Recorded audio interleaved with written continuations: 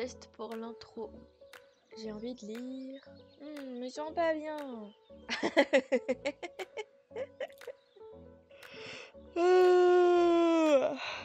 Attends, il faut que je te raconte.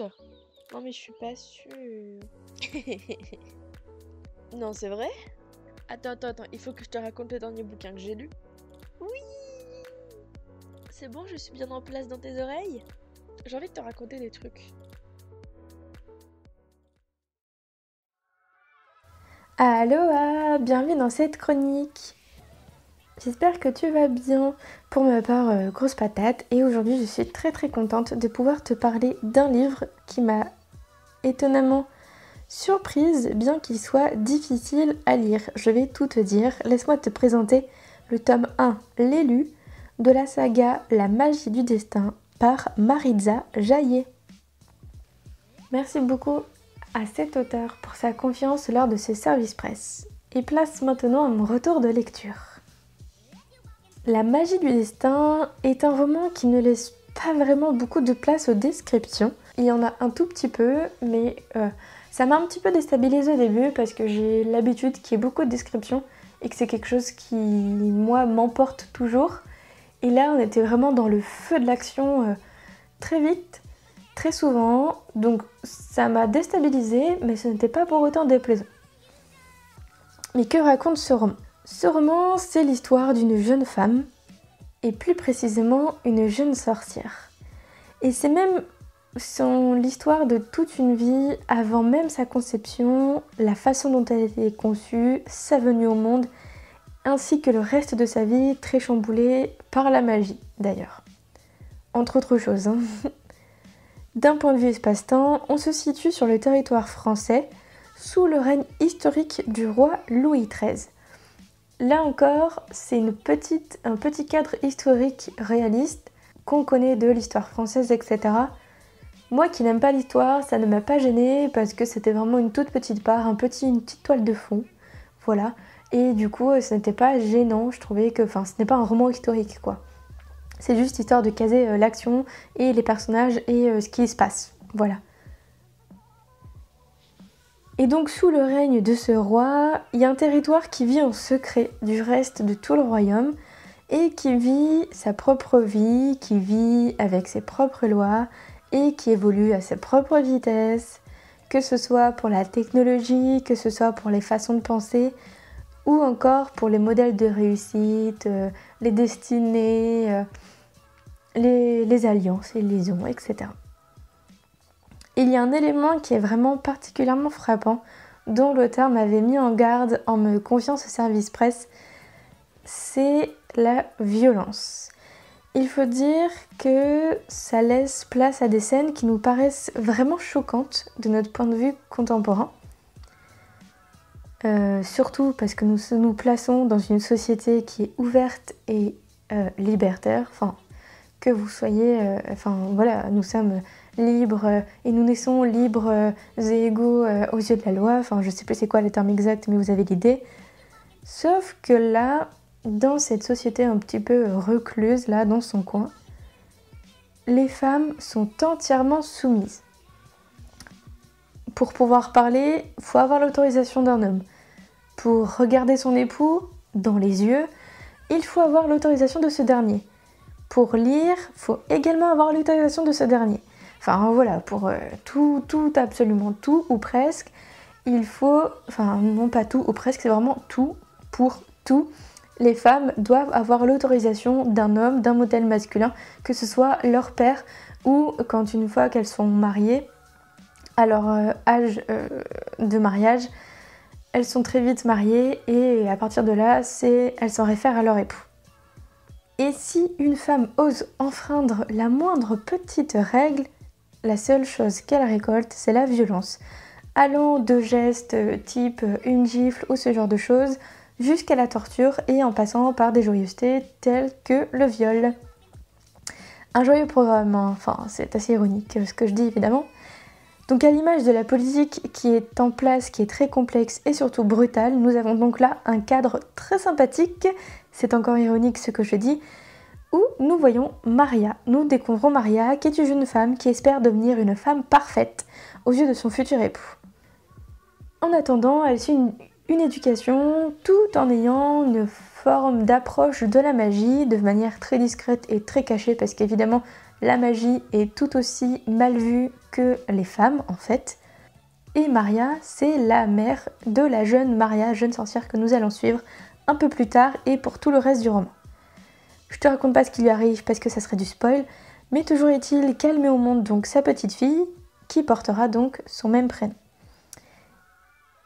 Et ça tombe bien parce que Maria est donc Maria la petite fille. Maria est mon personnage préféré, mais vraiment c'est le seul personnage préféré. Enfin, je n'ai pas plusieurs personnages préférés, c'est bien l'importance là du mot préféré, mais vraiment, parfois je vais avoir plusieurs personnages qui vont me toucher. Là, c'était la seule qui m'a touchée autant. Pour plein de raisons, je vais essayer de pas trop m'étendre dessus, mais pour t'en dire assez sans trop en dire. Déjà, Maria est une jeune femme qui a des formes, qui est ronde, qui a des hanches et de la vraie poitrine. Rien que ça, j'ai énormément apprécié. Parce que dans beaucoup de romans que je peux lire, dans beaucoup d'histoires en général, le physique est assez filiforme, est assez plat. Il n'y a pas ou peu de diversité. Et c'est dommage, parce que ce n'est pas représentatif. Du coup, ce n'est pas ouvert à tous les physiques qui peuvent exister. Bon, outre cet aspect très physique de ce personnage, elle est très forte, très curieuse et très intéressante. Je me suis énormément attachée à elle parce qu'on la voit grandir vraiment depuis qu'elle vient au monde, donc sa naissance, quand elle est bébé, et on la voit évoluer, on la voit mûrir jusqu'à l'âge de raison, jusqu'à l'âge adulte. Et ça permet vraiment de la suivre au fur et à mesure, de comprendre tout son mécanisme de fonctionnement, de comprendre ses pensées, de comprendre son raisonnement, de comprendre le pourquoi du comment, pourquoi elle fait telle chose et pas une autre, pourquoi elle agit comme ça, pourquoi elle pleure à ce moment-là, pourquoi elle rigole à ce moment-là. Et pendant tout ça, pendant qu'on l'accompagne comme ça dans son chemin de vie, il y a la magie qui prend une place de plus en plus importante.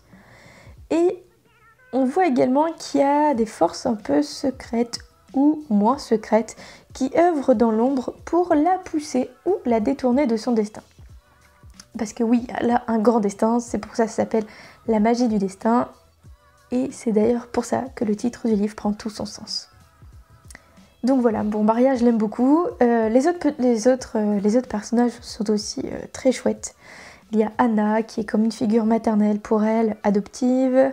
Il y a aussi Philippe qui est un prince qui grandit dans ce contexte de domination masculine, qui va essayer de comprendre, ce monde, de comprendre ses lois. J'ai beaucoup aimé sa psychologie et ce qu'il devient aussi. Enfin, voilà, toute cette construction psychologique est vraiment très intéressante. J'ai vraiment beaucoup aimé cette lecture qui m'a bien bouleversée et même horrifiée par moments, hein, parce que comme je te disais au début du podcast, c'est pas forcément beaucoup très joyeux. Mais Maritza, elle a une écriture très crue, sans dentelle, avec un style bien franc. Et ça offre du coup une histoire vraiment passionnante et prenante en termes de tripes. Enfin, clairement, j'étais dedans de la première à la dernière page. Et la dernière chose que j'aurais à te dire, c'est que je suis très contente de ne pas vivre dans cet univers. Voilà, parce que c'est un petit peu dur et brutal. Je ne suis pas sûre de réussir à vivre très longtemps là-dedans. Je vais maintenant te lire un extrait du début, je te laisserai juste après, je te mets le lien d'achat dans la description comme d'habitude.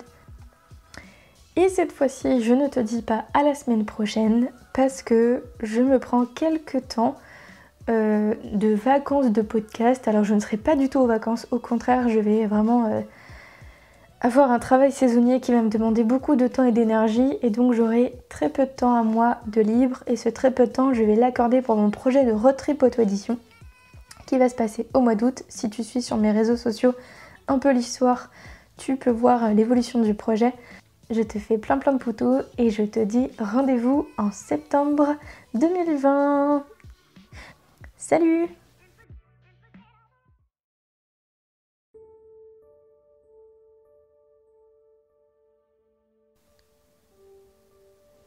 Les sorcières et sorciers existent depuis bien longtemps, cachant leur véritable identité. Toujours proches de la nature, dont les fruits alimentent leurs remèdes, ces êtres intelligents connaissent l'usage de la magie agissant à bon escient. En raison de l'évolution des mœurs et des religions, leur existence fut mise à rude épreuve jusqu'au fléau qui les ravagea.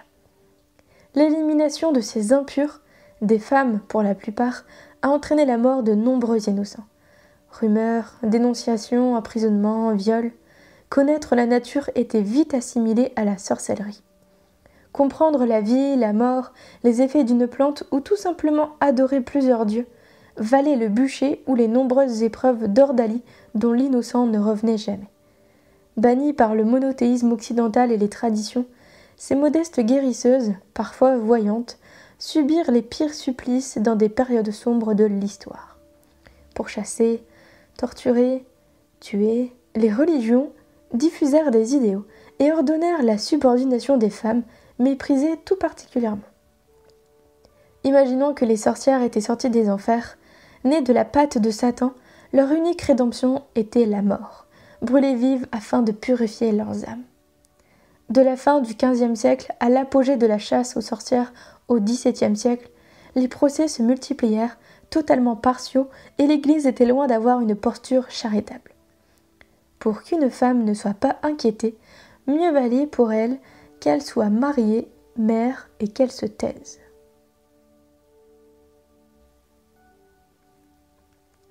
Partie 1, chapitre 1. En France, durant le Grand Siècle, le roi Louis XIII régnait sur tout l'Hexagone à l'exception d'un territoire. Caché aux yeux du monde, un peuple y vivait à part, ne respectant que leurs propres lois. Sur ces terres méconnues se côtoyaient 3 imposants royaumes. Au nord, le petit royaume des Malyriques, sur lequel régnait le seigneur Loïc II. À l'ouest, le royaume des Morguiens, qui avait pour seigneur Logan Ier, et à l'est, le royaume de Gjorn, avec le roi Magean. Ce dernier occupait le trône depuis 10 ans. Entre le royaume de Gjorn et celui des Morguiens, les batailles étaient fréquentes entre les 2 souverains, chacun revendiquant une partie du territoire de l'autre. Cependant, depuis peu, même s'il existait des différends, la paix s'installait et s'annonçait durable. Ces royaumes, isolés de tout, avaient besoin les uns des autres et entretenaient ainsi de bonnes relations commerciales. En revanche, les lois demeuraient un terrain glissant. Dit semblable d'un territoire à l'autre, elles provoquaient la migration du peuple ou au contraire en sédentarissaient d'autres. Une seule règle était pourtant commune aux 3 royaumes, l'esclavage. Les conditions étaient diverses selon la région dans laquelle on habitait et vivait. À l'est, seules les femmes demeuraient assujetties aux hommes, à l'exception de quelques cas dans la haute aristocratie. C'était là que s'établissait le royaume de Gjorn. Celui-ci était entouré de montagnes et d'une forêt dense. La ville principale s'appelait Mulistus, installée sur une colline encadrée de remparts et de tours. 3 villages gravitaient autour. Le nom du royaume n'avait pas été choisi au hasard. Le Gjorn était un arbre que l'on trouvait seulement dans cette région. Il était commercialisé pour sa robustesse quand son bois ne servait pas à réchauffer les foyers. Ville dont la réputation grandissait, Mulistus abritait le château du souverain dont le domaine s'étendait sur 24 acres. Le roi Magean dirigeait d'une main de fer et avait ainsi renforcé les pouvoirs des hommes, traitant les femmes comme des femelles sans aucune importance, si ce n'était pour la reproduction et pour combler le plaisir masculin. Leur situation était déjà terrible, mais le pire arrivait, la peur des sorcières. Magean, entendant ces rumeurs de sorcellerie à répétition, décréta même à l'automne 1634 que quiconque serait soupçonné d'user de la magie ou qui aurait recours à des pratiques douteuses de guérison devra mourir de la main de l'homme.